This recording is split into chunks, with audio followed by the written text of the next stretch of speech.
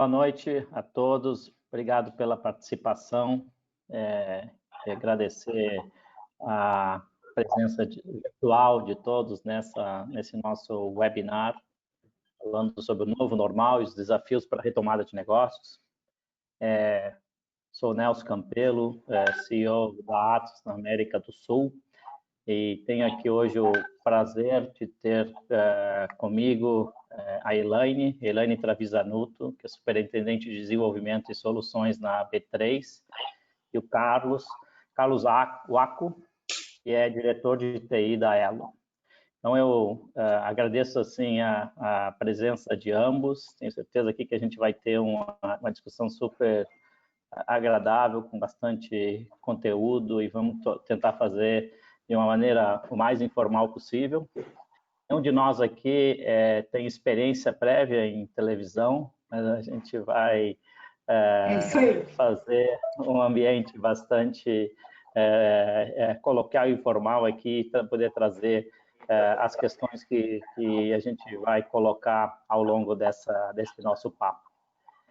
Elaine, por favor, eu queria que você se apresentasse e depois passasse a palavra para o Carlos, por favor. Claro. Nelson, obrigada pelo convite da Atos de poder compartilhar aqui, conversar um pouquinho, né, sobre essa situação que tanto tem nos tomado aí de preocupações, de análise, às vezes, boas surpresas, né? Eu trabalho na B3 há 4 anos e meio, à frente da área de desenvolvimento, de uma das equipes de desenvolvimento da B3, que trabalha com foco em financiamentos de imóveis, de veículos, analytics, e também agora eu estou assumi a área de governança de TI recentemente. E na B3 a gente vendo esse trabalho de desenvolvimento de produtos, usando novas tecnologias, o ágil, e a Atos, inclusive, é uma das nossas parceiras nesse trabalho aí de escalada ágil. Obrigada, Nelson, pelo convite. Eu que agradeço, Elaine. Carlos, você está por áudio, então queria que você falasse um pouquinho também, fizesse a sua apresentação, por favor. Ok, Nelson, obrigado aí pela oportunidade. Meu nome é Carlos Waco, eu estou aqui como responsável da área de tecnologia. A Elo, uma empresa 100% nacional, né, nós estamos aí no mercado com mais de 132 milhões de cartões emitidos, de 30 emissores, mais de 10 milhões de estabelecimentos comerciais aí que aceitam os nossos cartões, né? Estamos aí em mais de 190 países, presente em mais de 190 países através da parceria com a Diners Discovery. Então, assim, hoje, com certeza, nós somos a maior bandeira nacional, com 14% de market share. Ano passado, nós tivemos mais de 3,5 bilhões de transações, totalizando aí mais de 223 bilhões de reais em transações, né, Então, sim, muito obrigado, Nelson, pela oportunidade aí da gente trocar um pouco das nossas experiências aí de como tratar essa crise e como passar por essa crise. Legal. Bacana. Eu vou começar falando um pouquinho talvez dos desafios iniciais, né, que nós enfrentamos ao sermos pegos assim meio que de surpresa por uma pandemia, né, uma experiência que nenhum de nós, talvez nenhuma das gerações existentes hoje tenham vivido até hoje. E foi muito difícil, né, ter a real dimensão dessa crise. Ela foi chegando devagarinho, a gente ficou ouvindo o que estava acontecendo. A Atos, como uma empresa global e que tem nosso headquarter na França, a gente, obviamente, teve muita informação inicial, conseguimos preparar um pouco, mas mesmo assim fomos pegos digamos assim, de surpresa pela velocidade, né, do contágio, da epidemia e das ações que a gente teve que ter. O nosso propósito como empresa é conectar pessoas, negócios e tecnologia para ajudar a melhorar o mundo em que vivemos. E esse foi, digamos assim, o pano de fundo para a gente enfrentar os desafios iniciais que apareceram. Né? Olha, pessoas. Bom, em primeiro lugar, a segurança das pessoas. Então, a gente fez uma migração para home office, 100% da nossa operação aqui na América do Sul, que é em torno de 3.500 pessoas, em menos de uma semana. Então, realmente garantir a segurança das pessoas foi o primeiro desafio nosso. O segundo, quando a gente olha negócios, obviamente garantir a continuidade das operações dos clientes. Enquanto a gente fazia essa transição, a gente muito foco, muita ênfase na operação dos clientes. A gente tem, por exemplo, só para dar um exemplo, a gente tem uma operação de Service Desk com muitos e muitos postos de trabalho que a gente atende, e nós tivemos que fazer ela 100% remota, da noite para o dia. E, na verdade, não tivemos nenhum problema de quebra de serviço com os nossos clientes, então, realmente, isso foi muito bacana. E, claro, tecnologia para ajudar não só no uso disso tudo, mas também, eu vou falar um pouquinho depois sobre como que a gente usou a tecnologia para, de alguma maneira, se engajar com a sociedade em tentar ajudar a enfrentar essa pandemia. Então, assim, desafios, os iniciais, é isso que eu queria ouvir um pouquinho de vocês, como que vocês perceberam, né, e conseguiram colocar quais foram os desafios que enfrentaram inicialmente e o que vocês acabaram fazendo lá no meados de março, né, quando a gente foi atingido assim, por esse meteoro. Posso começar aqui. Bom, a gente também, na B3, a gente tem bastante preocupação, e a principal foi com as nossas pessoas, né?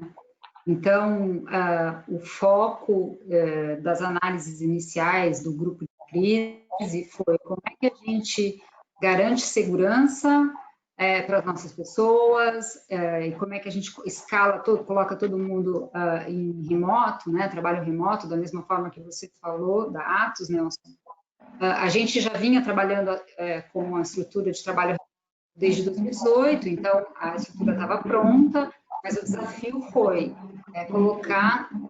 sair de um percentual menor para 95% da equipe em home office, que é como a gente está hoje, né? Nós estamos com 95% da equipe em home office. Além desse desafio das pessoas, tinha o desafio de manutenção do negócio, né? Porque a gente entende que, como infraestrutura de mercado, a B3 ela não podia parar, né? Ela tinha que, se ela parasse, ela podia gerar um impacto econômico maior ainda, né?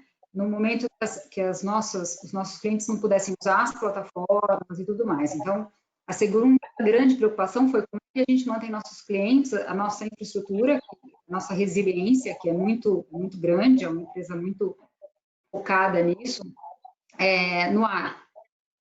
Mantendo o mesmo nível de serviço, a mesma capacidade, por aí foi. Uma coisa interessante que aconteceu, né, acho que todo mundo sabe, é que houve um pico de utilização da Bolsa em março, né? Então, por conta disso, a gente teve um outro desafio, que foi na questão realmente de manutenção da capacidade dos sistemas, né? E a gente vem trabalhando também nessa questão de capacidade, de como é que a gente dá sustentação para isso, e se desafia o tempo inteiro para manter essa disponibilidade, né, para que os nossos clientes consigam usar a nossa infraestrutura. Então, quando a gente fala de desafios, a gente começa a ver que as empresas têm os desafios bem parecidos, né, e que nós, por fazermos parte de empresas grandes, a gente teve também a facilidade de conseguir a infraestrutura necessária para dar espaço, né? Mas foram basicamente esses os desafios que a gente enfrentou, sempre com maior preocupação nas pessoas, na saúde, né? Então, depois a gente pode falar um pouco também de planos de ação que a gente fez pela comunidade. A gente tem várias frentes também, não só pensando nas nossas pessoas, mas na sociedade, né? Como é que a gente ajuda a sociedade. Então, isso também foi uma preocupação bastante importante no começo para a gente. Legal. Bacana. Carlos, quer fazer um comentário? Nelson, eu diria que a gente, nesse período, passou pelos 12 arquétipos do monomitalismo, rapaz. Desde o momento do inocente, que você fala, cara, basta tomar alguns cuidados básicos, colocar álcool em gel na recepção, proibir entrada de fornecedores e isolar as pessoas que tiverem qualquer suspeita de contágio. Aí, de repente, vem aquele órfão que fala, caramba, nós precisamos fazer alguma coisa de fato, né? E aí a empresa se divide em dois, né? Aqueles que se recusam, falam, não precisa fazer grandes mudanças, a emenda pode ficar pior que o soneto, né? E o outro time que fala, não, vamos ver o que a Rode está fazendo, o que os bancos acionistas vão fazer, não podemos ficar de fora disso. Né? Daí começa toda a parte do guerreiro, fala, porra, vamos ter que fazer um planejamento, vamos dividir o time em três, né? E aí 1/3 presencial, 2/3 em home office, né, com período de rodízio semanal, porque o Covid fica 15 dias e para se manifestar e tal, né, e aí vai por aí, né, mas o fato é que no final a gente acabou tomando a decisão de ficar 100% em home office, né, com todos esses cuidados que a Elaine também falou, né, acho que tanto a B3 quanto a Elo são empresas que realmente ficam 24 horas em processamento, né? Então, assim, não dá para parar, né? Não dá para deixar de atender a população no momento em que, efetivamente, principalmente o mercado de e-commerce, mercado de delivery e as farmácias, né, eram assim, essenciais que estivessem funcionando para que a gente pudesse atender a população como um todo, né, sem nenhuma interrupção no serviço. Então, todo esse cuidado de como que TI vai conseguir em home office, 100% em home office, fazer todo esse atendimento, garantir o processamento de todas as transações que estão vindo. Então, assim, foi um momento de um pouco de tensão, né? Toda a infraestrutura, por exemplo, de VPN, a gente, enquanto o Rode não estava preparado para colocar todas as empresas da Rode em home office, e aí tivemos que refazer tudo isso daí, regras de firewall, celular para as pessoas. Então, assim, foi um movimento bastante desafiador, né? E aí, logo na sequência, vem a questão, puxa, mas como é que vai fazer cartão de ponta, de emissão das pessoas, processo de ligamento, até mesmo assinatura de contratos, como é que nós vamos fazer? Então, foi um desafio inicial, assim, bastante intenso para nós, para conseguir colocar toda essa operação em home office. Né? Hoje, o que eu posso dizer é que a gente conseguiu vencer esses desafios, e aí nós estamos agora num momento já de voo de cruzeiro, né? E a empresa chegou no momento que falou, poxa, estamos funcionando melhor em home office, né? Estranhamente falando, a conclusão foi essa, e agora o nosso desafio é o inverso, né? No momento que tiver que voltar, como é que nós vamos voltar? A gente vai falar um pouquinho sobre esses planos ali um pouquinho mais na frente. O que nós três acabamos falando aqui é que tivemos que gerir crise, né? Tivemos que fazer uma gestão de crise muito forte, tomando decisões assim de uma maneira dinâmica, de acordo com os acontecimentos. E isso realmente tem trazido aí um aprendizado muito grande para nós, além do desafio, né? Um aprendizado muito grande, né? Na Atos, a gente acabou fazendo algumas coisas que acho que foi interessante contar um pouquinho. A gente estabeleceu, claro, como uma empresa global, presente em mais de 80 países, nós somos 110 mil funcionários, então estabelecemos um comitê de crise global para acompanhar a evolução da pandemia nas diversas localidades, geografias e tal. Aqui localmente no Brasil e na América do Sul, eu fiz a mesma coisa. A gente se reúne todos os dias, desde que começou a pandemia, às 18 horas, para fazer um checkpoint diário de como é que estão as coisas, como é que está a evolução da pandemia nos diversos lugares, obviamente, de novo, a saúde das pessoas, se tem algum caso, se não está, tem. E a gente chegou à conclusão que a gente precisava manter o engajamento das pessoas, porque passado aquele push inicial de levar todo mundo para home office, né? E no nosso caso realmente foi 100% por causa da característica da nossa empresa, como que a gente mantém as pessoas conectadas, engajadas, sãs, não só do ponto de vista da saúde física, mas mental também. E aí começamos a fazer muita comunicação. Acho que eu nunca tomei tanto café antes na vida do que durante esse período aí, fazendo comunicação, café da manhã, encontros, all together, all hands, várias iniciativas que a gente, junto aí com o nosso time de comunicação, marketing, recursos humanos, todo mundo se engajou muito em tentar trazer para a nossa comunidade virtual um ambiente único. E, curiosamente, a gente acabou conseguindo fazer coisas que antes a gente não conseguia, né?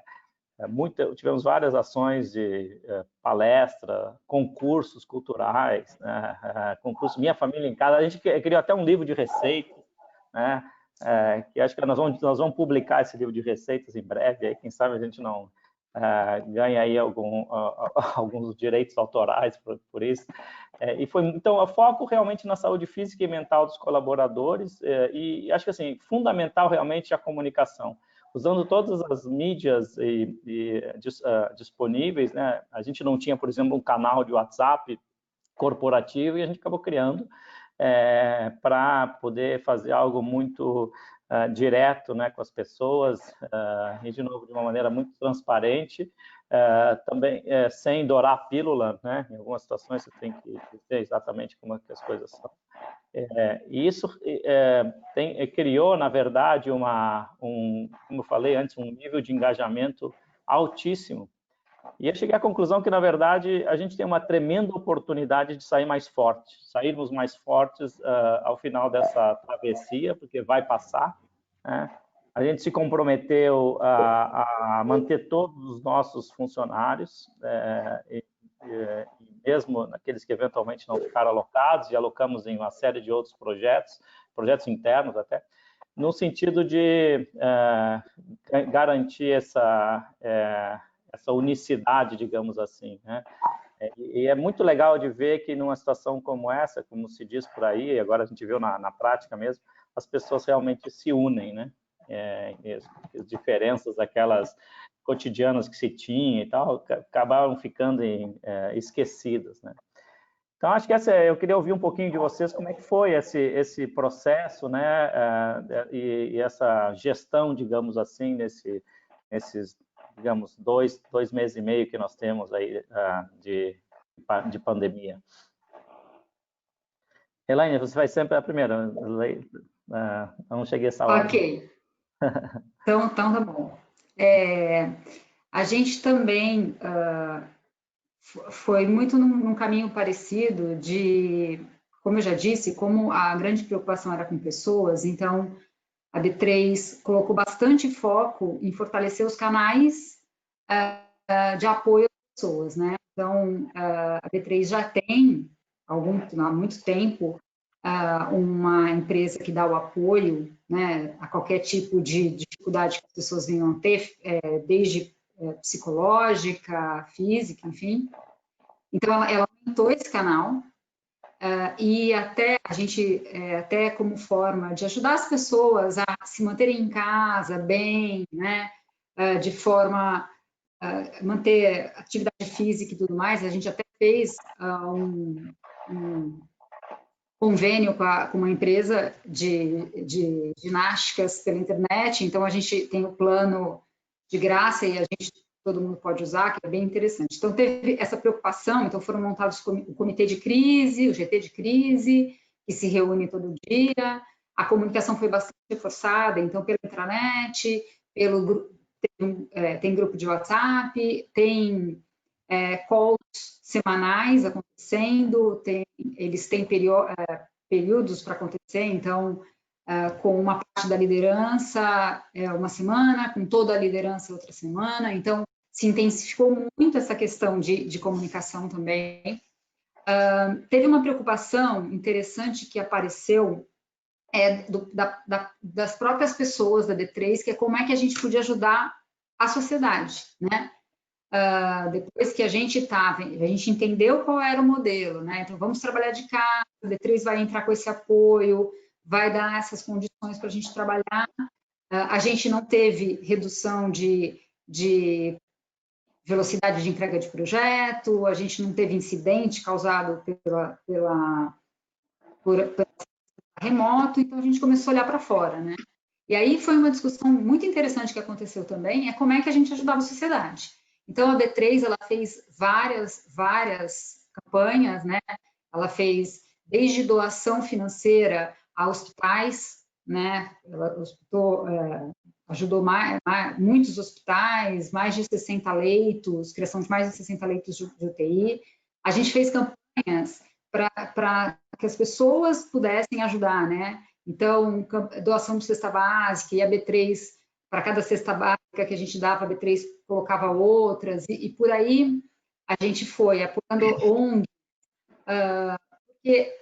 doação de sangue, campanha de doação de sangue, porque, na verdade, as pessoas começaram a entender que elas estavam protegidas trabalhando em casa, né? Mas, e como é que ficava isso, o resto, né? E quem não podia ficar em casa, e quem estava perdendo o emprego, né? Então, isso também foi uma coisa que chamou muita atenção, assim, as pessoas começaram também a querer ajudar, e foi um sucesso, inclusive. Então, eu acho que a reação que a gente teve, que a B3 teve, para manter tudo no ar, a questão da estabilidade, resiliência, a B3 começou a pensar em formas de agilizar a entrada de novos participantes. E em março, a gente teve, de fevereiro para abril, a gente teve em torno de 400 mil novos entrantes na Bolsa, né? Então, você imagina como é que a gente estava, todo mundo remoto, e tendo que manter as plataformas, os sistemas todos no ar. E, ao mesmo tempo, procurando formas de facilitar a vida, né? De quem não podia vir não podia ir mais aos lugares, né? Então, a gente lançou produtos para facilitar registro eletrônico, renda fixa. A gente fez vários produtos pensando nos clientes também para facilitar a vida deles, né? Então, acabou que a gente teve um foco muito interno e também bastante interno. E é assim que a gente vem trabalhando esse tempo todo, né? Tentando entender para onde estamos caminhando, onde é que estão as maiores dificuldades e desafios para a gente ir lá e trabalhar essa questão toda. Legal, bacana. Carlos, o que você pode comentar para a gente e compartilhar um pouquinho da experiência? Eu acho que a nossa história nesses 2 meses e pouco é muito semelhante a toda essa história que a Elaine acabou de relatar, né? Então, no primeiro momento, nós começamos a olhar também muito para dentro de casa, então, desde até mesmo coisas simples como se preocupar com o ambiente de trabalho nas casas das pessoas, e aí pegar as cadeiras que estão na empresa e enviar para a casa das pessoas para que elas tenham o mínimo de conforto no trabalho, né? Até mesmo também dar uma ajuda de custo aí para cobrir aí o custo de link, né? Na medida em que as pessoas passaram a utilizar mais o link de dados, transferir o saldo de vale-refeição para vale-alimentação, na medida que as pessoas iriam gastar muito mais com alimentação do que com refeição, né? Até mesmo se algumas pessoas que tiveram que fazer teste do Covid, né? Na medida que isso não é coberto pelo plano de saúde, então nós reembolsamos as pessoas que tiverem que fazer isso, e a partir daí a gente começa a atuar de uma forma até mais criativa, né?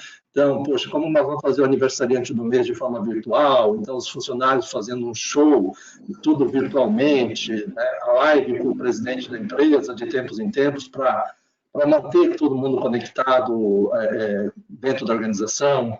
E aí, num segundo momento, também nós começamos a nos voltar para fora, muito na linha do que a Elaine também falou, né, e começamos a ver como é que nós poderíamos ajudar a população. Então, a Elo lançou aí uma campanha também para ajudar 5.500 famílias nas regiões do Brasil que dependiam 100% de turismo, né? Porque o turismo se esgotou de um dia para outro, e essas pessoas efetivamente pararam, né, de ganhar qualquer dinheiro na medida que essas regiões foram totalmente abandonadas. Então, nós focamos bastante na ajuda dessas famílias, para essas famílias, coletando doações, emitindo um cartão Elo para que essas pessoas pudessem fazer compras nos mercados das regiões, né? E aí também procurando incentivar bastante o varejo da região, né, que também está passando por problemas aí, né, da crise. Então, nós procuramos incentivar bastante o varejo das regiões. E aí, na sequência, nós começamos a ajudar as famílias de uma forma geral, patrocinando as lives, né, as lives da Sandy Júnior, que conseguiu arrecadar mais de 1.000 toneladas de alimentos, a live de amigos também, que também teve uma repercussão para mais de 5.500 pessoas, 5 milhões de pessoas, tanto no Brasil quanto em Portugal, por exemplo, né? A live do Xandian também. Então, nós começamos a patrocinar bastante essas lives que estavam conseguindo fazer um volume de arrecadação bastante intenso, né, de alimentos e outros produtos, né? E nós mesmo fizemos uma doação numa dessas lives de 1 milhão de testes de Covid para os hospitais, né, de tal forma que a gente pudesse ajudar os hospitais a trabalhar com as pessoas que já estavam com o vírus. Então, assim, de fato, a Elo se voltou bastante para ajuda à população, né? E, assim, acredito que o resultado tem sido bastante benéfico, não só para nós, de sentirmos mais úteis em relação, de conseguir ajudar a população carente, né? Mas também pelo resultado que isso foi dando, porque foram, né, assim, muitas toneladas de alimentos e outros produtos para essa população. E agora, mais recentemente, nos últimos 15 dias, né, nós entramos num projeto junto com a Caixa Econômica Federal, que está ali incumbida de fazer a distribuição de vários pacotes aí de 20 bilhões de reais para a população carente, né? Então, nós entramos num projeto de viabilizar, em tempo recorde, uma solução de QR Code para que as pessoas pudessem deixar de fazer saque, porque a maior parte dessa população é uma população não bancarizada. Então, nós tivemos que criar um mecanismo para que elas pudessem usar o próprio celular para fazer compras, né? Na medida em que elas estavam totalmente dependentes de saque nas agências, né, da Caixa, e isso estava gerando tumulto nas agências da Caixa, e, num segundo momento, acabaria gerando uma crise de numerários no mercado, na medida em que todo esse numerário não estava voltando com uma rapidez para dentro da economia. Então, nós tivemos que, em 15 dias, criar uma solução de QR Code e colocar no mercado para 40 milhões de brasileiros. Então, assim, nós acabamos de implantar esse projeto agora, né, e já está em produção uma primeira fase, né, nós vamos ter uma segunda fase agora no dia 10, entrando no dia 10, e o foco é esse, conseguir ajudar aí 40 milhões de pessoas neste país a ter maiores condições de fazer compras na internet, compras nos estabelecimentos físicos também, usando o QR Code. Então, assim, a gente tem trabalhado desde então muito para tentar ajudar o mercado, né, a sair dessa crise. É impressionante, né, como o brasileiro nessa hora se une, né, o empresariado brasileiro, os executivos, as empresas, colocam muita criatividade, muito trabalho para auxiliar a sociedade, né? E isso realmente é uma coisa impressionante, e eu participo de alguns grupos e comitês de discussão desde o início dessa crise, e eu sempre fico muito bem impressionado com a disponibilidade das pessoas em colocar os recursos que estão ao seu alcance, né, para ajudar a endereçar esses diversos desafios, né? Vou dar um exemplo da Atos. A gente tem aí um time super especializado, né, em desenvolvimento de aplicações, num modelo super rápido, né, que vocês conhecem bem. e a gente se engajou num projeto que é um projeto coordenado pelo Pacto Global da ONU, chamado Covid Radar. Vocês conhecem? Quem não conhecer, acho que eu indico, né? Em 2 semanas a gente desenvolveu um marketplace que conecta o ambiente de saúde, o ecossistema, digamos assim, de saúde, que põe as suas demandas e conecta com as empresas, as indústrias, e mesmo aquelas entidades, empresas e pessoas físicas até que querem fazer eventualmente doações, tanto de produtos como de serviços e eventualmente até financeiras.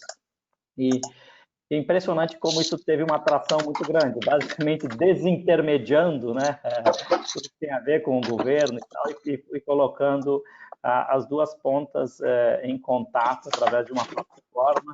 Certamente esse trabalho que a gente fez vai poder ser utilizado para outras finalidades depois, mas um nível de engajamento dos profissionais que participaram disso muito legal, e eu acho que esse é um trabalho muito bacana de ver, né, as empresas, obviamente representadas aqui pelas pessoas, indo muito à frente disso, né?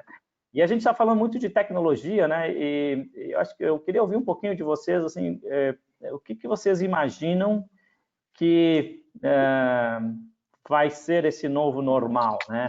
Principalmente do ponto de vista de tecnologia, né? A gente falou muito aqui das ferramentas de comunicação, tipo essa que nós estamos utilizando aqui, mas certamente existem outras áreas de tecnologia e outras tecnologias mesmo que vão ser mais utilizadas, né? Eu queria ouvir um pouquinho de vocês, como é que vocês enxergam isso no ambiente aí da B3 da Elo?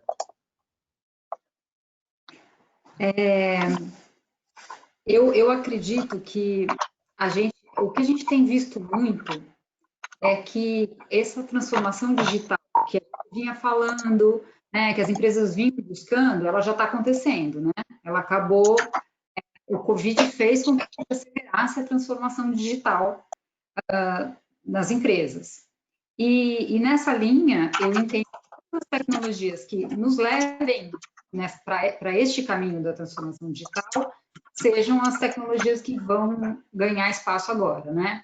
Então, a gente fala de acelerar mercados que são um pouco mais restritivos com relação à cloud, devem ser um pouco mais abertos agora, ferramentas de automação, né, de RPA, que ajudem os processos a serem mais automatizados e menos, o contato físico seja menos necessário e a gente consiga automatizar mais. Inteligência artificial, né? Eu acredito que inteligência artificial seja uma coisa que cada vez mais, não é nova, não é de agora, mas eu entendo que diante de todo esse cenário, ela está se mostrando bastante eficiente, bastante eficaz para ajudar na aceleração da transformação digital.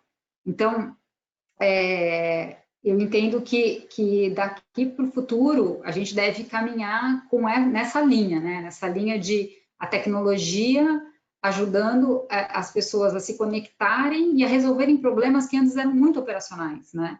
A gente tem exemplos práticos de cadastros, por exemplo, lá na B3 de renda fixa, que antes tinha o motoboy levava os documentos, agora a gente implantou uma automação que as pessoas fazem de casa, né?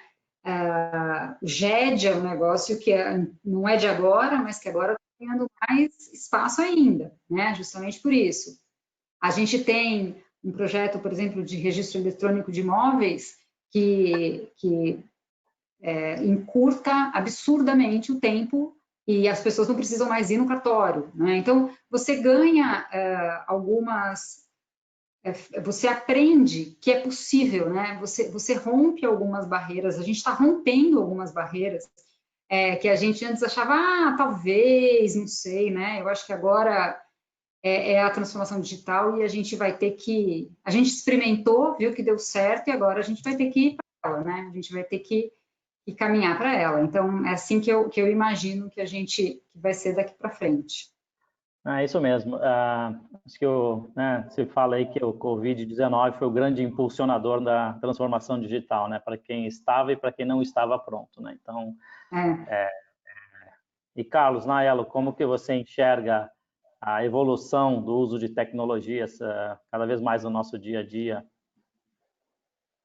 Olha, eu diria a você o seguinte, né? Acho que o primeiro bloqueio que a gente conseguiu ultrapassar é que o impossível, de fato, é possível, né? Porque até antes dessa crise, a gente jamais imaginaria que 100% da empresa poderia ficar em home office. E nós conseguimos fazer exatamente isso, né? E nesse período aí de quase 2 meses e meio, pra você ter uma ideia, nós já estávamos aí nesse processo intenso de transformação digital, e nesse período nós tivemos que fazer uma PI Planning 100% remoto. Então, também é algo que nós ficamos bastante na dúvida, qual seria a efetividade de uma PI Planning que você tem que estar com todo mundo ali numa sala gigantesca fazendo, né, toda a dinâmica de uma PI Planning, e como é que isso poderia ser feito de forma remota, né? Então, assim, as nossas PIs presenciais já estavam chegando a mais de 300 pessoas dentro de um grande auditório. Agora, imagina fazer neste volume de pessoas todo mundo de forma remota, né? E a questão não é só fazer uma PI Planning, é se você consegue entregar tudo que foi planejado dentro de cada uma das squads.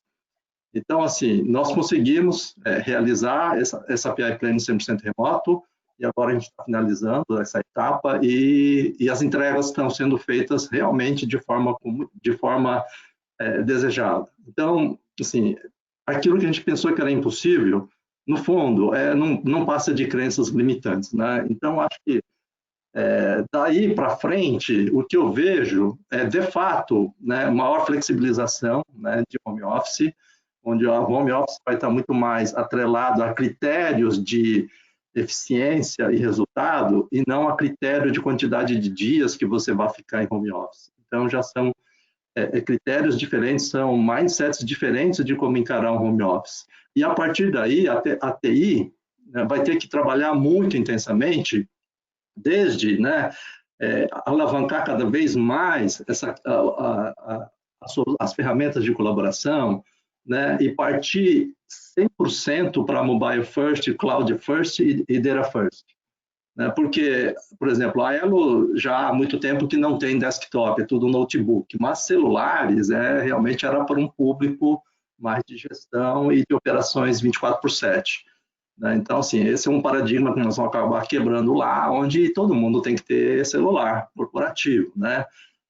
Cloud first, todas as soluções corporativas já têm que nascer em cloud, né? E data first, porque na medida que você tem as pessoas espalhadas, você tem que ter uma maior organização, né, para disponibilizar as informações da organização a todo momento para qualquer pessoa. Então, eu acho que este vai ser um movimento interno que deve acontecer dentro da Elo, né? E quando a gente olha para fora, de fato, a gente começar a se preparar de forma muito mais intensa para esse mercado, para essa economia, né, conhecido como low touch economy.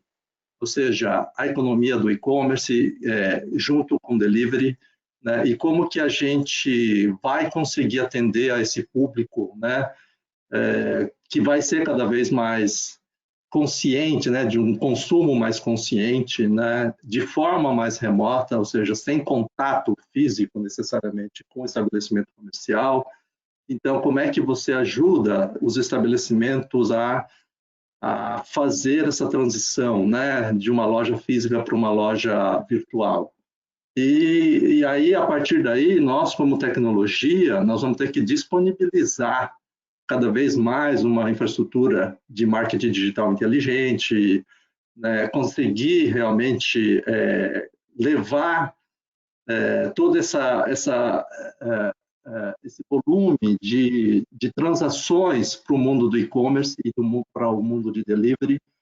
Então, assim, entendo que cada vez mais nós vamos focar a TI para esse mercado digital, né? E não tanto mais o mercado que se chama aí das maquininhas, né? As maquininhas não vão morrer, mas a tendência cada vez mais forte é, de fato, partir para o mundo de e-commerce. Então, assim, nós temos que nós estamos já bastante focados em estabelecer uma estratégia voltada para esse público, né, para esse mercado de e-commerce e delivery, para que a gente consiga, da melhor forma possível, atender esse mercado. Então, acho que esses são os desafios que neste momento, estamos entendendo que nós vamos ter que passar e vencer lá na frente para conseguir atingir um novo estágio aí sim, do que a gente poderia chamar da verdadeira transformação digital. Legal, bacana. A gente tem uma visão muito similar, né? Eu acho que Cloud First, por exemplo, é algo que realmente vai ser a tônica, né? Acho que as barreiras, essa é uma das barreiras que caiu e cada vez vai se olhar muito mais cloud como primeira opção, olhando, obviamente, questões de custo, governança, etc. Automação de processos, né, e um habilitador-chave em continuidade de negócios em áreas que antes a gente não pensava, né, e que eu converso com muitos clientes de outros segmentos que foram muito impactados pelo Covid e que, de uma certa maneira, ficam lamentando o fato de terem investido pouco em automação, e isso é algo que a gente vai ver bastante. E eu, particularmente, acredito muito que a gente vai ver uma nova ênfase de investimentos em pesquisa. Pesquisa, principalmente relacionada à saúde, né? E isso, para nós, é muito bacana de ver, porque no meio da pandemia eu estava um dia em casa e, de repente, alguém me chama e diz assim, olha só, a Atos na televisão. Né? Como assim, no meio do jornal, no horário nobre, que os nossos supercomputadores, né, aqui no Brasil, que são utilizados por alguns centros de pesquisa e também pela Petrobras, foram alocados parcialmente para as pesquisas relacionadas ao Covid-19, né, num consórcio incluindo institutos de pesquisa de vários locais do mundo, né, e foi muito bacana de ver, de repente, do nada, assim, a nossa marca associada a um trabalho muito legal de busca de soluções para essa pandemia. Então, a computação intensa vai passar a ser utilizado cada vez mais, eu acredito, pelo mundo de enterprise, né, como a gente chama, não somente pela área de pesquisa, mais pela área de pesquisa, mas também pelo enterprise. Então, essa é uma característica interessante que para nós é muito bacana, porque a gente tem aí uma liderança grande nesse segmento, e é um segmento que era visto assim um pouco como, digamos assim, com uma aura muito somente de pesquisa, mas a gente vê agora realmente a aplicação desse tipo de computação intensiva para tratar dilemas do nosso dia a dia aqui, né? E o que não volta mais, né? Uma das coisas que eu fico me perguntando é que, poxa, em algum momento a gente vai retornar para os nossos escritórios. Algumas empresas talvez não retornem, né? A gente aqui acredito que vai retornar obviamente com uma flexibilidade muito maior, né? A gente já tinha o conceito de home-based e home office, e agora a gente está aí revendo para ver como que vai ser esse novo modelo. Claramente eu concordo com o Carlos que vai ser muito mais por funcionalidade, né, e por atividade do que definição das pessoas. Então, assim, tem um planejamento para voltar, vocês têm também um planejamento, e qual é aquilo que a gente fazia e que não vai fazer mais? O que vocês acreditam que passou e nesse novo ambiente não vai existir mais? Vou começar de trás para frente, então. O que eu acho que eu acho que esses paradigmas que foram quebrados com relação a estar todos juntos, a precisar, né? O exemplo que o Carlos deu do PI Planning, a gente também passou por isso na B3, também estamos fazendo PI Plans remoto, todo mundo remoto, né? Coisa que antes era, como assim, né? Como é que se trabalha remoto? Como é que uma parte do time está fora? Então, eu acho que essa questão do estar frente a frente, lado a lado, fisicamente, é uma coisa que, para mim, já derrubou, não existe mais como sustentar isso, que a empresa só funciona assim.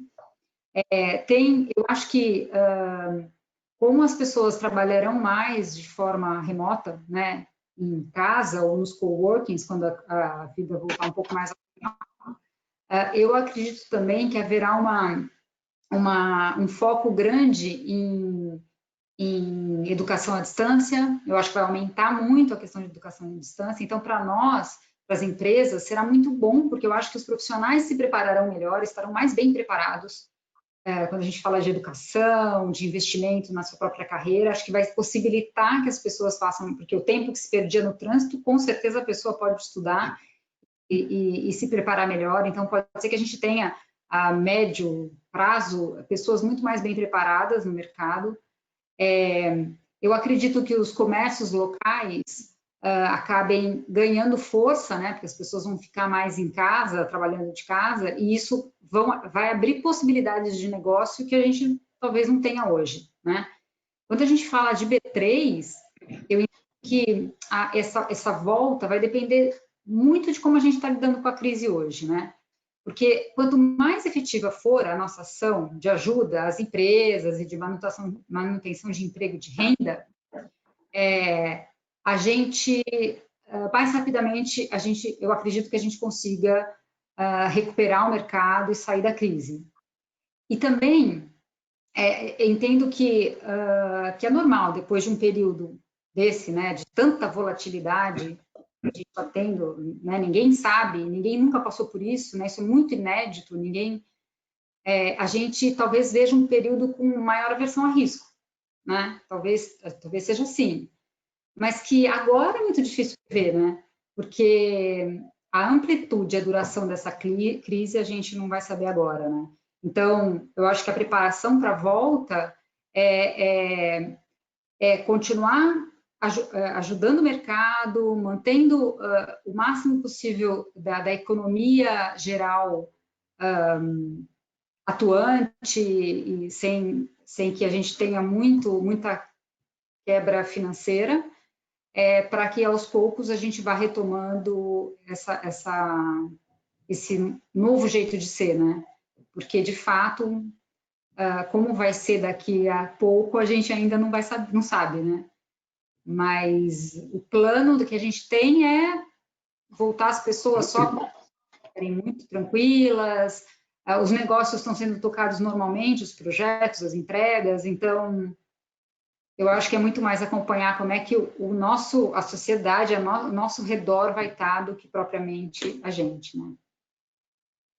Legal, bacana. Eu compartilho essas ideias também, posições. E Carlos, um comentário sobre como vai ser?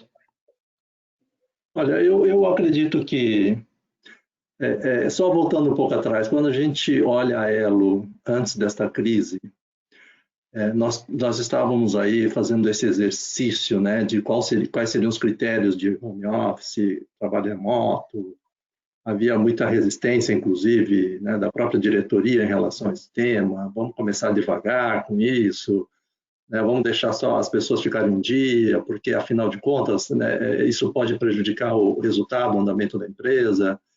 Então, eu acho que o que não volta mais, que eu já coloquei aqui, é essa questão de que o home office, trabalho remoto em larga escala, é irreversível, né? Agora, isso puxa uma série de outras questões dentro da organização, né? Então, desde o uso intenso, né, de ferramentas de colaboração para as reuniões, né? E aí temos que ainda resolver um problema que é como que as pessoas vão estar fazendo reuniões aí em frente ao seu notebook sem atrapalhar as pessoas que estão ao seu redor, porque, afinal de contas, as salas de reuniões vão começar a virar a peça de museu lá dentro.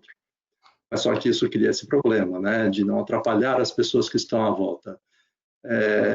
E aí isso vai se refletindo em outras partes, né, desde a necessidade de deslocamento da equipe comercial para os clientes, né, gastando dinheiro com viagens, isso tende a diminuir muito, porque com essa experiência que nós tivemos, para você ter uma ideia, assim, o nosso desempenho comercial até está sendo melhor nessa crise, né? Obviamente não é pela questão das reuniões virtuais, mas a própria crise leva a promover mais negócios, né, para tentar sair da própria crise. Então, Só que isso traz uma vivência, uma experiência de que é viável ter sucesso comercial sem necessariamente estar olho no olho. Então, assim, isso já deve ser uma mudança que vai se perenizar dentro da organização. E aí, consequentemente, também quando a gente olha para a cadeia de baixo com os fornecedores, também vai ser uma relação muito mais virtual do que presencial. Né? E isso vai se refletindo, inclusive, nas áreas de recursos humanos, onde as próprias entrevistas, né, de recrutamento e seleção também vão passar a ser virtuais. Então, acho que essa experiência, né, do contato virtual é algo que, na minha visão, não vai se perenizar. Né? Então, e isso deve realmente se permanecer daqui para frente. Né? E eu achei. E aí outra coisa que eu vejo que, assim, mais especificamente falando da Elo, é a questão do marketing digital, né? Eu acho que toda essa experiência que nós tivemos com as lives, né, patrocinando as lives, e o alcance disso foi muito maior do que os shows, né, em grandes estádios, por exemplo, né? Para vocês terem uma ideia, toda a turnê da Sandy Júnior do ano passado, nós também patrocinamos, né? E o público que nós conseguimos atingir não foi esse que a gente conseguiu com a live deles, né? Onde o público atingido foi uma população de mais de 5,5 milhões de pessoas. Então, acho que essa é outra coisa que a gente deve estar olhando com muito mais cuidado, né? Principalmente porque eu acho que se tem uma parte da economia que vai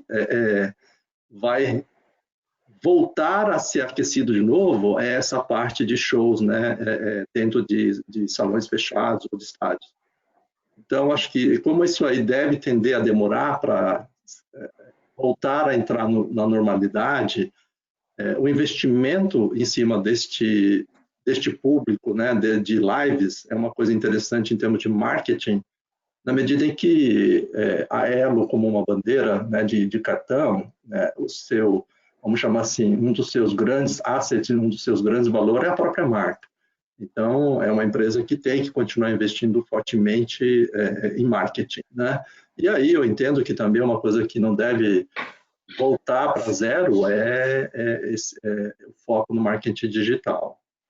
Né? Então, assim, eu vejo isso de uma forma muito intensa, né? E eu acho que o grande aprendizado de todo esse período, que acho que é o grande aprendizado que nós tivemos aqui, esse novo normal é sair do berço esplêndido e passar a encarar, né, algo que eventualmente parece ser impossível, de uma forma mais focada e acreditar que é possível colocar esse tipo de operação ou esse tipo de produto no mercado. Né? Então, acho que o mercado em si deve sofrer uma grande transformação, né?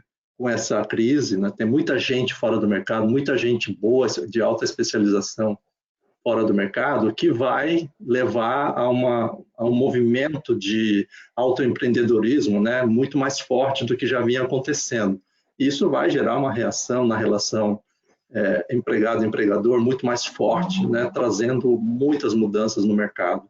Então, isso também é outra questão que nós temos que olhar, né, como que nós vamos estabelecer cada vez mais essa relação, né, de empregado-empregador dentro deste novo cenário, onde as pessoas também vão buscar a sua autocapacitação e, com isso, o seu autoempreendedorismo. Então, assim, isso deve mudar a relação de trabalho, isso deve mudar o mercado, a forma como o mercado trabalha.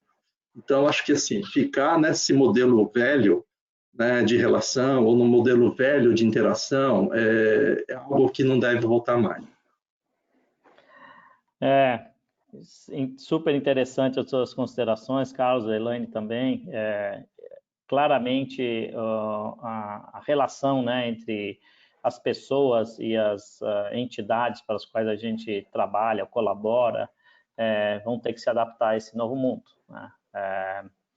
São relações que são regidas também por regras e leis, né, que foram criadas em ambientes muito antes dessa digitalização ou desse nível de digitalização. Então, eu imagino que a gente vai ter aí grandes discussões sobre mudanças na legislação que estabelece os relacionamentos entre as pessoas e as empresas, para que a gente possa enfrentar enfim, se adaptar a esse novo ambiente, né? Gente, o papo está sendo muito bacana, muito legal. Eu vou ter que dar uma paradinha por aqui. Tem várias perguntas da nossa querida audiência aqui, todo mundo super engajado, interessado. Eu vou fazer algumas delas aqui e vamos ver se a gente bate um papo com esse pano de fundo aqui. Tem uma que é muito interessante aqui, do meu amigo Augusto, que fala que a gente já começa a enxergar sinais de recuperação no mercado, principalmente na Europa e na China, na Ásia, mas também no nível de confiança do mercado no Brasil, né? Como que vocês avaliam o papel dos líderes de tecnologia, e aqui no caso, né, dentro de empresas como os grandes líderes para a aplicação da tecnologia, e no meu caso aqui, talvez como fornecedor e provedor de soluções de tecnologia, qual o nosso papel dentro dessa retomada de negócio dentro das organizações? O papel do pessoal de tecnologia ficou ainda mais relevante? Sim. Elaine, estamos todos valorizados aqui? Sim, eu acredito que sim. Eu acredito que para a gente, não tenho dúvidas que toda a estrutura de tecnologia foi fundamental para a gente estar passando por essa crise, né? E eu acho que o papel do líder de tecnologia, ele tem que ser, além do líder que inspira pessoas, que estimula o desenvolvimento das pessoas, que faz com que as pessoas se desafiem a pensar diferente, ele próprio, agora, deve ter um papel um pouco até mais focado na recuperação da própria empresa, do próprio mercado, de busca de novas oportunidades de produtos. Eu vejo o líder de TI, em todos os níveis, né, aqui falando de líder de TI, trabalhando muito junto com o negócio, mais do que antes, inclusive, para que juntos a gente consiga alavancar todo esse mercado, né, que está sofrendo, não é o caso, né, da B3, nem acho que de nós aqui que estamos conversando, mas a gente está vendo, né, o mercado sofrer muito, empresas fechando. Então, eu acredito que o papel do líder além de desafiar as pessoas para que elas os times comecem a trabalhar de forma diferente, com outro foco, que o próprio líder também pense nisso, né? Como é que eu agora faço gestão de um time à distância, como é que eu ajudo a empresa a retomar negócio, a trazer benefício para cliente, para mercado. Eu acho que a posição do líder de TI, ela fica bem fortalecida e bem importante aí nessa retomada. Bacana. Carlos, você compartilha a sua opinião? Certamente. Eu gostaria até de voltar a um tema que eu já coloquei, né, que efetivamente, como eu vejo o mercado após essa crise? Primeiro que eu acho que a economia vai ficar muito tempo retraída, né, 3 a 4 meses, e a retomada também vai ser lenta na medida que as empresas também vão voltar aos escritórios de forma mais lenta. Bom, isso acaba criando todo esse cenário que eu já descrevi aqui, de fomentar cada vez mais a interação e integração virtual, né? Seja comercialmente falando, ou seja até pessoalmente falando. Então, como é que eu vejo um líder de TI inserido dentro deste contexto? Eu acho que, no primeiro momento, é como conectar pessoas, sejam pessoas físicas com pessoas físicas ou pessoas físicas com pessoas jurídicas, né? Então, acho que o líder de TI tem que estar bastante à frente desse desafio, né? E segundo, não é só conectar, é como que você integra e interage, ajuda a interagir.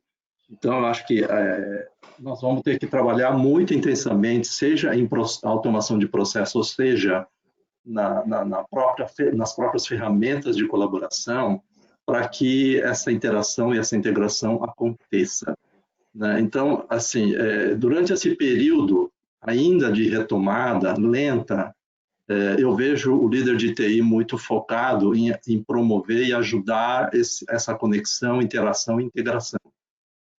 Após a retomada, que eu entendo que essa crise vai colocar muitas empresas realmente numa situação bastante complicada de recuperação, neste cenário, eu vejo o líder de TI ajudando a trazer, através de tecnologias emergentes, soluções para essas empresas de uma forma muito mais disruptiva, né? E aí eu acho que vai entrar muito fortemente ideias de desintermediação, ideias de simplificação do processo, não digo processo da organização, mas do próprio modelo de negócio. Então, assim, e o próprio governo, né, os líderes de TI de governo também têm que ajudar a fazer uma série de revisões e desregulamentações que hoje já não fazem sentido.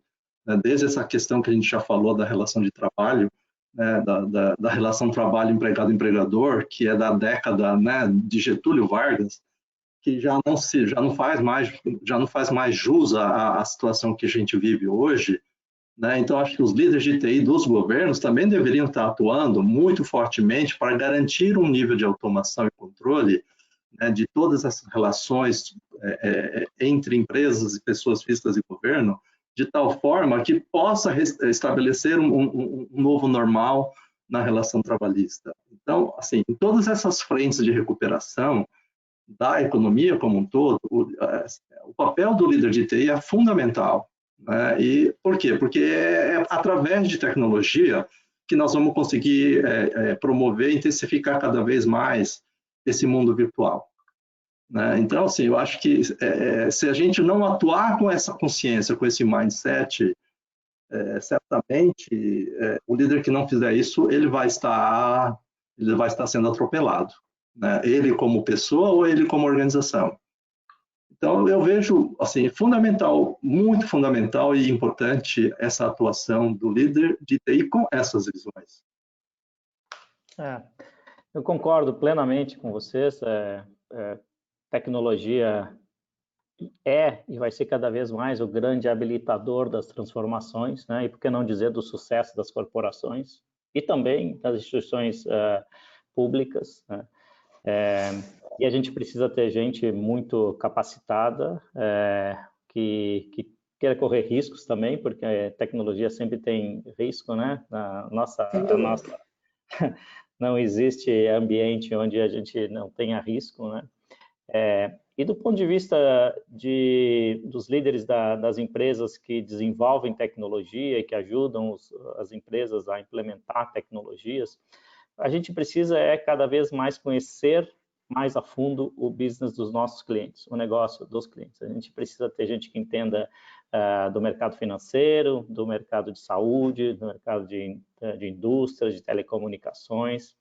A Atos está fazendo um trabalho profundo de estabelecer esse conhecimento para que a tecnologia possa ser aplicada da maneira adequada ao negócio dos clientes. Não dá para se vender mais tecnologia pela tecnologia, ou tecnologia pela marca, simplesmente, né?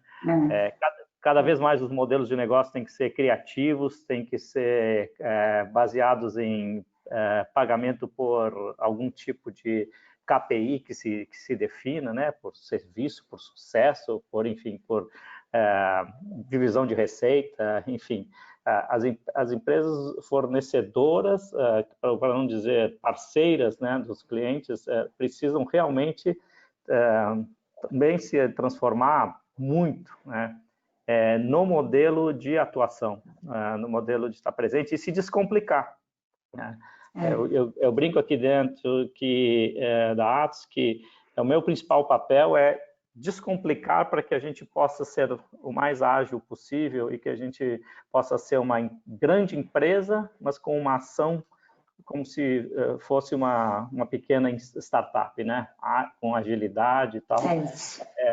Esse é o grande desafio que a gente tem e a gente está nesse caminho e vamos continuar dirigindo nossos esforços nesse sentido, né? porque senão a gente é atropelado, né? Com certeza, com certeza. Gente, tem muitas outras perguntas, mas a gente está com o tempo aqui estourado. Eu vou fazer só umazinha aqui, que achei super interessante, que é o seguinte: nós todos aqui vemos falando, né, e todas as interações que eu tenho tido com clientes e colegas, e tenho certeza que vocês também, que estamos trabalhando mais, né? Estamos todos trabalhando mais, né? A produtividade aumentou, mas o trabalho aumentou absurdamente, né, para a grande maioria das pessoas que estão nesse modelo, né? Qual é o limite disso, hein? Como é que vai ser nesse novo normal, onde a gente está aqui trabalhando de casa, mas ao mesmo tempo a gente tem almoço, tem questões associadas, né, às familiares, enfim, toda uma série de outras questões, e o trabalho está nos consumindo. Como que a gente estabelece limites para isso? É uma ótima pergunta essa, é uma ótima pergunta. Não sei se eu tenho alguma resposta pronta, mas eu acho também que a gente vive um momento que não é um momento normal de um trabalho remoto, né, de um home office. Eu vejo pessoas que têm filhos pequenos, a minha filha tem 16, já não me dá esse trabalho, mas quem tem filhos pequenos, que as pessoas têm que se dividir entre cuidar das crianças que estão em casa e todo o resto. Eu acho que no mundo normal de trabalho remoto, esse tipo de desafio será muito menor, porque as crianças irão para a escola, né? A vida ela vai simplificar um pouco mais. Porém, com relação a trabalhar-se muito, a gente vem falando disso também, né? Porque acho que está todo mundo ficando cansado, né? Do excesso de trabalho e tudo mais. E eu não sei, eu acredito que a gente vai ter que ter um código de conduta, uma definição de melhores práticas, do tipo, a hora do almoço é a hora do almoço, eu tenho que parar para fazer minhas coisas, porque eu noto que algumas reuniões que hoje a gente está marcando 1 hora, a gente resolvia antes num cafezinho, né, em 10 minutos, 15 minutos. Então, também, uma coisa que eu tenho adotado, por exemplo, é reunião, se a reunião vai ser de 1 hora, eu marco 50 minutos. Porque aí sobram 10 minutinhos para tratar alguma coisa ou fazer, né? Levantar, tomar uma água, ir ao banheiro, alguma coisa assim. Mas esse eu acho um grande desafio que a gente ainda tem que resolver. Eu não tenho a resposta pronta, não. Qual que é o limite disso? Mas a gente tem que dar, porque senão a gente vai perder o controle. Porque agora está muito fácil, né? Está muito fácil. A gente está aqui conectado, sai de uma, entra em outra, e quando você viu, já são 8 da noite e você está trabalhando ainda. Carlos, você tem alguma mágica para isso? Rapaz, eu acho que todo esse movimento gerado por essa crise vai trazer uma reflexão muito grande dentro das organizações, e eu acho que o ceticismo, uma série de atividades organizacionais que efetivamente não levam ao resultado, à criação de valor, vão ser questionadas e muitas serão eliminadas, até para compensar esse excesso de carga de trabalho que todos nós estamos enfrentando nesse momento. Então, eu vejo a volta dessa crise, né, promovendo questionamento de uma série de processos, de atividades e tarefas que a gente executa, né, que são meramente burocráticos, e a empresa está mais focada à criação efetiva de valor e entrega de resultado. Então, se as empresas e organizações não passarem por esta revisão, por esta reengenharia, né? Estou revelando minha idade falando uma palavra dessa, mas eu vejo que elas não vão conseguir sair do outro lado de reduzir essa carga de trabalho. Acho que uma boa parte dessa carga de trabalho, de fato, está associada a atividades que efetivamente não têm valor, né? Então, nós vamos, até mesmo a transformação digital nesse sentido tende a promover esse tipo de questionamento, né? Todo esse conceito de MVP, do ágil, tudo isso está levando as organizações a trabalharem de fato como uma startup. É difícil fazer isso, né? Principalmente em organizações do mercado financeiro que têm uma mentalidade de grandes bancos, é muito mais difícil promover isso. Mas, sim, por uma questão de sobrevivência, mesmo das grandes organizações do mercado financeiro, elas fatalmente terão que passar por essa revisão.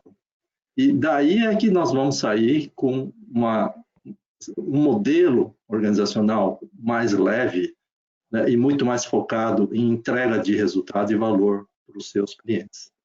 Então, eu vejo uma transformação agora, a partir de agora, acontecendo de uma forma muito mais acelerada, muito mais intensa.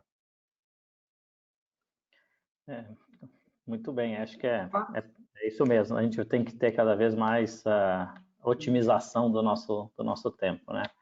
Falar nisso, se vocês concordarem de eu fazer mais uma perguntinha, pode ser? Fique à vontade.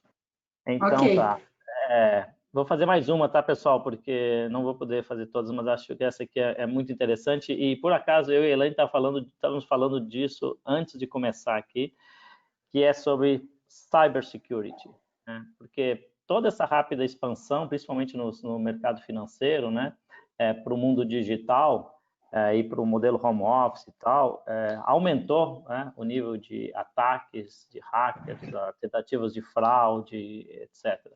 Eu mesmo, essa semana, aí, em outros segmentos, tivemos que tratar aqui junto com 2 clientes, 2 situações assim, bem complexas de ataque massivo de hackers a instalações de clientes. Então, que mais, além daquilo que já foi feito e vocês vêm fazendo, tem que ser feito, ou que vocês estão pensando em fazer nas suas empresas para tentar se defender desses ataques, né? Olha, a parte de segurança da informação no geral, na B3, ela é muito bem estruturada e cuidada, obviamente, como todas as empresas grandes, mas muito com essa questão de mercado financeiro, né? É um assunto, é um negócio bastante sensível. Então, a gente tem um processo de melhoria contínua, a cada dia a gente implementa uma coisa nova, um procedimento novo, uma tecnologia nova para isso. Mas eu vejo uma oportunidade para o mercado como um todo, principalmente para as empresas que estão tratando com o consumidor final, né? B2C ou C2C, enfim, que como você resguarda, né, a integridade econômica e pessoal dessas pessoas que estão comprando mais na internet, que estão se expondo mais, né? Porque a gente estava falando disso antes mesmo, né? Que a gente vê todo mundo comprando pela internet várias vezes ao dia, né? Porque a gente está trancado em casa e está pedindo tudo pela internet, e o nosso CPF circulando, e a nossa... Eu acho que a LGPD vem para ajudar nisso, mas independente da LGPD, a questão de cybersecurity é um negócio que, principalmente quem mexe com o consumidor final, precisa e deve investir bastante, porque eu tenho já ouvido falar de muitas tentativas de fraude e de fraudes contra pessoas físicas que estão fazendo compras na internet, né? Então, a B3, ela tem uma superestrutura, a gente é muito proativo, a gente está sempre buscando estar à frente os hackers são sempre alavancados, né? Mas a gente está sempre estrutura buscando a excelência, mas eu vejo uma oportunidade de mercado para empresas que lidam com B2C ou C2C que cuidarem um pouco melhor da questão da cybersecurity. Carlos, como é que é o tema? O que a Elaine falou, né? O mercado financeiro trata com muito cuidado essa questão, né, de cybersecurity. Agora, o que está acontecendo aqui, principalmente na Elo, que vive de transações financeiras, é uma parafernália, né, de soluções novas de antifraude para que a gente consiga garantir um nível de segurança cada vez maior nessas transações que a Elaine está falando de e-commerce. Porque até então, quando surgiu o chip do cartão, efetivamente foi uma tecnologia que derrubou muita fraude de cartão físico. E essa fraude acabou migrando praticamente na sua totalidade para o mundo virtual. Então, nesse momento, o que nós estamos fazendo é criando, vamos chamar, o que é o chip do mercado virtual. Então, daí, né, desde o 3DS, SimSwap, MaiWage, que são tecnologias de controle desse mundo virtual, para dar essa segurança que hoje a gente tem no cartão físico. Né? Então, agora é um novo horizonte, né, completamente diferente que nós estamos criando em relação a todo aquele horizonte de parafernálias de soluções de fraude que nós tínhamos, então, para o mercado de cartão físico. Isso tudo já está todo instrumentalizado dentro das nossas aplicações para dar essa garantia cada vez maior para as transações no e-commerce. Então, assim, eu acho que esse é um novo horizonte, essa é uma nova etapa, né, que o mercado de meios de pagamento está começando a colocar no mercado para voltar a dar essa mesma garantia de segurança que o chip deu para o cartão físico. Então, assim, esse é o momento, né, que nós estamos vivendo agora dentro da Elo. Legal, ou seja, muito trabalho pela frente, também muitas oportunidades, claro, tanto de melhoria como também aqui para os fornecedores aí que podem ajudar nesse processo. Elaine, Carlos, queria agradecer demais aí a presença de vocês, abrilhantaram muito esse nosso webinar. Eu peguei o gostinho aqui, vou ter que falar com o meu time aqui que vou botar a minha agenda semanal agora para fazer um webinar desse. É claro que o desafio Tá vendo? Vai virar influencer. O desafio é trazer sempre gente com essa qualidade, né, com essa experiência, e que a gente possa ter um papo interessante aqui e de alto nível. Queria agradecer demais, espero que tenha sido bom também para vocês, eu aprendi bastante também. E queria dizer para a audiência aqui que a gente vai continuar fazendo os nossos webinars, então fiquem conectados aí, pessoal. Obrigado e fiquem aí com saúde, stay safe, né? Obrigado, até a próxima. Obrigada, foi um prazer. Muito obrigado. Valeu. Obrigada.